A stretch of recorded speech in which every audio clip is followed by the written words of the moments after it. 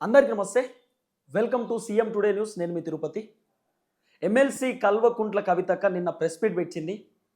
ఆ ప్రెస్ మీట్లో హరీష్ రావును టార్గెట్ చేస్తూ మాట్లాడింది, సంతోష్ రావుని టార్గెట్ చేస్తూ మాట్లాడింది. అదే ప్రెస్ మీట్లో బీఆర్ఎస్ పార్టీ సభ్యత్వానికి రాజీనామా చేసింది, ఎమ్మెల్సీ పదవికి కూడా రాజీనామా చేసింది. కేటీఆర్ని ఉద్దేశిస్తూ ఒక 2-3 నిమిషాలు మాట్లాడింది. తర్వాత కేసీఆర్కి సలహాలు సూచనలు ఇచ్చింది. నాన్న అన్నయ్య ఇద్దరు హరీష్ రావుతో జాగ్రత్తగా ఉండండి, సంతోష్ రావుతో జాగ్రత్తగా ఉండండి, వాళ్ళిద్దరూ బీఆర్ఎస్ పార్టీని ఇబ్బంది పెడుతున్నారు, మీకు అర్థమైతలేదు కానీ వాళ్ళు చాలా ప్రమాదం, ఈ రోజు నన్ను ఎల్లగొట్టినారు, రేపటి రోజు కేటీఆర్ని కూడా ఎల్లగొడతారు, బీఆర్ఎస్ పార్టీని వాళ్ళ చేతిలో లాక్కుందామని చూస్తున్నారు, వాళ్ళని మీరు ఎట్టి పరిస్థితులలో నమ్మొద్దు అని చెప్పి నిన్న కవితక్క ప్రెస్ మీట్లో మాట్లాడేటటువంటి కార్యక్రమం చేసింది. నిన్న కవిత గారు మాట్లాడినటువంటి ప్రెస్ మీట్లో మాటలు నిజంగా తెలంగాణ సమాజం అందరూ కూడా షాక్ అయ్యారు. కవితక్క ఇట్లా మాట్లాడని అనుకున్నారు వాస్తవానికి, కానీ ఆమె ఒక రకంగా మాట్లాడింది. అసలు వాస్తవానికి పొలిటికల్ గురించి ఏమైనా చెప్తుందేమో అనుకున్నారు. చాలామంది వెయిట్ చేశారు. కవితక్క కొత్త రాజకీయ పార్టీ పెట్టడమో, లేకపోతే తెలంగాణ జాగృతిని కంటిన్యూ చేయడమో, లేకపోతే నన్ను తీసేయడానికి గల కారణం ఇవి రెండు అని చెప్పి చెప్తుందేమో అనుకున్నారు. ఎందుకు తీసేసిరో చెప్పలే.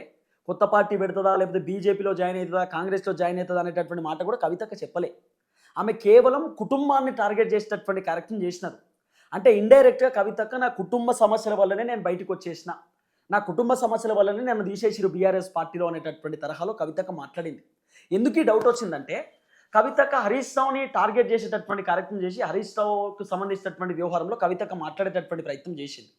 అక్కడ చాలామంది పబ్లిక్ వచ్చినటువంటి డౌట్. ఇంకో అంశం ఏంటంటే, ఎమ్మెల్సీ కల్వకుంట్ల కవితక్క 20-30 సార్లు హరీష్ రావు పేరు తీసింది.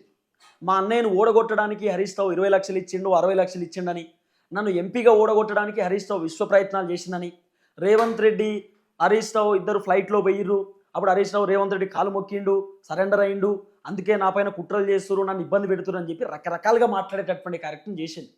హరీష్ రావు పాలదంద చేసిండని, హరీష్ రావు అవినీతి పరుడని, కాళేశ్వరంలో అవినీతి జరిగింది, అవినీతికి గల కారణమే హరీష్ రావు, హరీష్ రావు మస్తు ఆస్తు సంపాదించుకున్నాడు, హరీష్ రావు 2018కి సంబంధించినటువంటి ఎన్నికలకు సంబంధించినటువంటి వ్యవహారంలో హరీష్ రావు దాదాపు ఒక 26 మంది ఎమ్మెల్యేలకు పర్సనల్గా ఫండింగ్ చేసిండు, పర్సనల్గా పైసలు ఇచ్చిండు. ఒకవేళ బీఆర్ఎస్ అధికారంలోకి రాకపోతే నా దగ్గర 20 మంది ఎమ్మెల్యేలు ఉండాలనుకున్నాడు, ఆ పైసలు ఏడికెళ్ళి వచ్చినాయి, కాళేశ్వరం సొమ్మే, కాళేశ్వరంలో అవినీతి జరిగినటువంటి సొమ్మే అని చెప్పి రకరకాలుగా కవితక్క మాట్లాడేటటువంటి కార్యక్రమం చేసింది. కాళేశ్వరం అవినీతి జరిగింది కానీ కేసీఆర్కి సంబంధం లేదు, కేసీఆర్కి ఎటువంటి సంబంధమే లేదు, మొత్తం హరీష్ రావును సంతోష్ రావు కలిసి చేసిరని చెప్పి కవితక్క చెప్పినటువంటి మాట. అయితే ఇవన్నీ మాటలు బాగానే ఉన్నాయి. కవితక్క మాట్లాడినటువంటి మాటల పైన హరీష్ రావు రియాక్షన్ కోసం చాలామంది వెయిట్ చేశారు.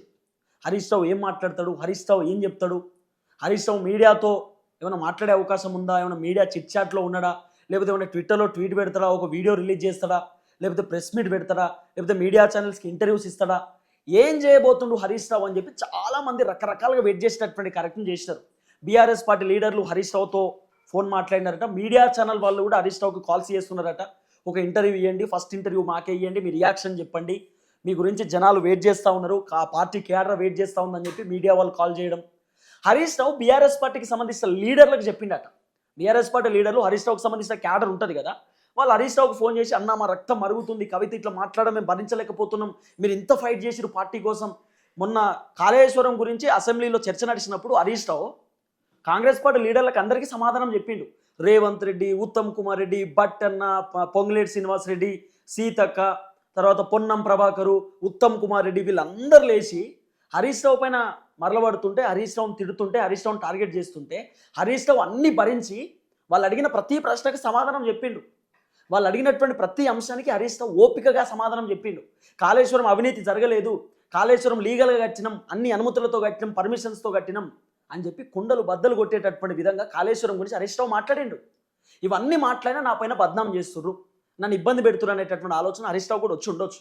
కానీ హరీష్ రావు వర్గానికి వచ్చింది, హరీష్ రావుకు సంబంధించినటువంటి టీంకి వచ్చింది, హరీష్ రావుకి సంబంధించిన అభిమానించేటటువంటి అభిమానులకు, హరీష్ రావుకి సంబంధించిన క్యాడర్కు కోపం వచ్చిందట కవిత మాట్లాడిన మాటలు చూసినాక.